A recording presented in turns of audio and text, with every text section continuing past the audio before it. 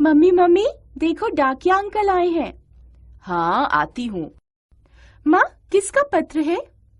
तुम्हारी नानी जी का पत्र है। तुम्हारे छोटे मामा की शादी होने वाली है। उन्होंने हमें बुलाया है। वाह, तब तो बहुत मजा आएगा। मैं भैया को बताकर आती हूँ। पत्र चीज ही ऐसी है। पत्र हम तक अलग अलग प्रकार के संदेश पहुंचाते हैं। पत्र लेखन का हमारे जीवन में महत्वपूर्ण स्थान है।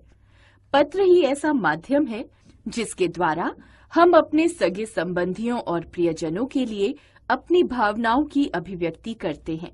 पत्रों के द्वारा ही व्यावसायिक क्षेत्र में संपूर्ण कार्य व्यापार चलता है। पत्र व्यवहार व्यवसाय का महत्वपूर्ण अंग बन गया है। इसलिए पत्र लेखन में दक्षता प्राप्त कर इस कला को निखारना चाहिए। अभ्यास द्वारा ही पत्र लेखन में कुशलता प्राप्त की जा सकती है। पत्र लिखते समय ध्यान देने योग्य महत्वपूर्ण बातें। पत्र लेखन में निम्नलिखित कुछ मुख्य बातों का ध्यान अवश्य रखना चाहिए। पत्र की भाषा सरल, स्वाभाविक और स्पष्ट होनी चाहिए। उलझी हुई, अस्पष्ट भाषा से अर्थ संप्रेषित होने में कठिनाई होती है। पत्र संक्षिप्त होने चाहिए। पत्रों में अनावश्यक विस्तार नहीं होना चाहिए। व्यावसायिक पत्र सुंदर और आकर्षक होने चाहिए। लिखते समय स्वच्छता का ध्यान रखना चाहिए। पत्रों में जगह जगह कटिंग नहीं होनी चाहिए। व्यक्तिगत पत्रों में आत्मीय संबंध उजागर होने चाहिए। पत्रों में उपयुक्त शिष्टाचार का निर्वाह होना चाहिए। पत्र में प्रेषक तथा प्रापक का नाम, पता, दिनांक आदि स्पष्ट रूप से लिखा जाना चाहिए। पत्र के प्रकार।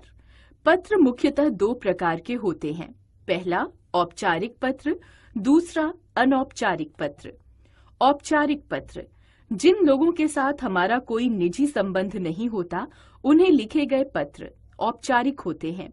इन पत्रों में औपचारिक भाषा व शिष्टाचार का निर्वाह होता है। इसके अंतर्गत व्यावसायिक और कार्यालयीय पत्र आते हैं। अनौपचारिक पत्र। अनौपचारिक पत्र उन्हें लिखे जाते हैं जिनसे हमारे व्यक्तिगत या निजी संबंध होते हैं। सगे संबंधियों, मित्रों और प्रियजनों को लिखे जाने वाले पत्र इसी श्रेणी में आते हैं। इनमें व्यक्तिगत सुख दुख और हालचाल के बारे में लिखा जाता है।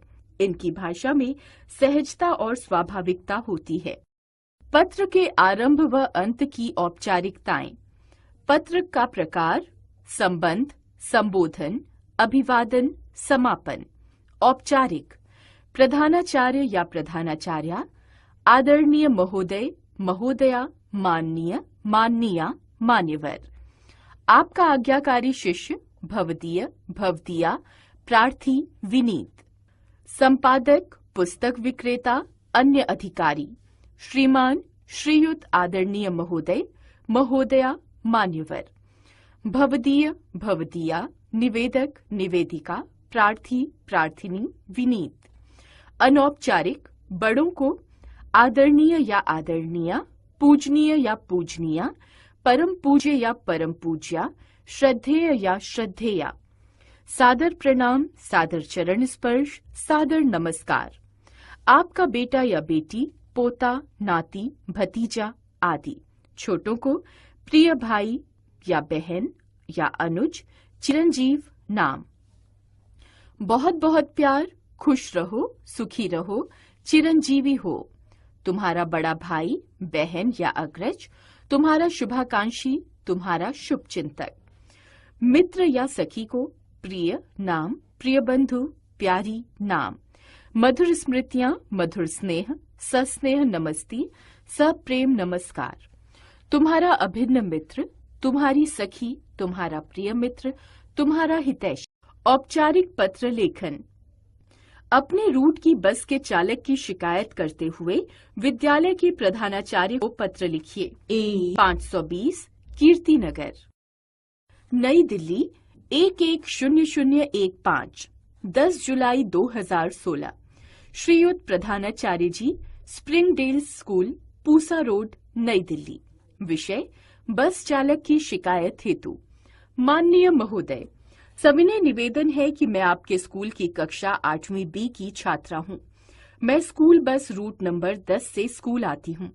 मैं आपका ध्यान इस रूट के बस चालक की गैर जिम्मेदारी की ओर दिलाना चाहती हूँ। बस अक्सर स्टॉप पर समय से नहीं आती।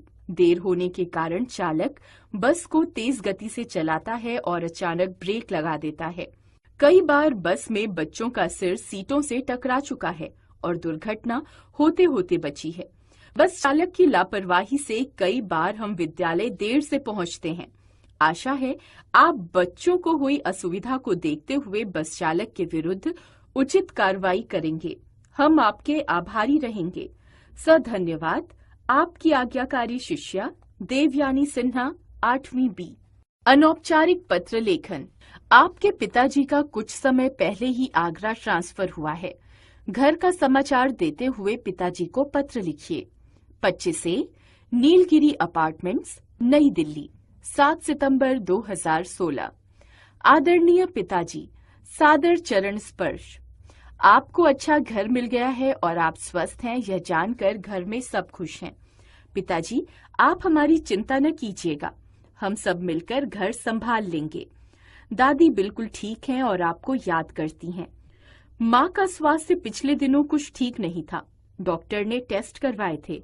घबराने की कोई बात नहीं है, अब वे ठीक हो गई हैं। थोड़ी कमजोरी है, हम सब उनका ठीक से ध्यान रखते हैं। वे कुछ दिनों में एकदम स्वस्थ हो जाएंगी। मेरी और चिंटू की पढ़ाई ठीक चल रही है। हम मन लगाकर पढ़ाई करते हैं। भैया का काम भी ठीक है, वे भी खूब मेहनत करते हैं। आप अपना ध्यान रखिएगा। दादी आपको आशीष और चिंटू तथा भैया प्रणाम कह रहे हैं। आपकी आज्ञाकारिणी पुत्री शैलजा।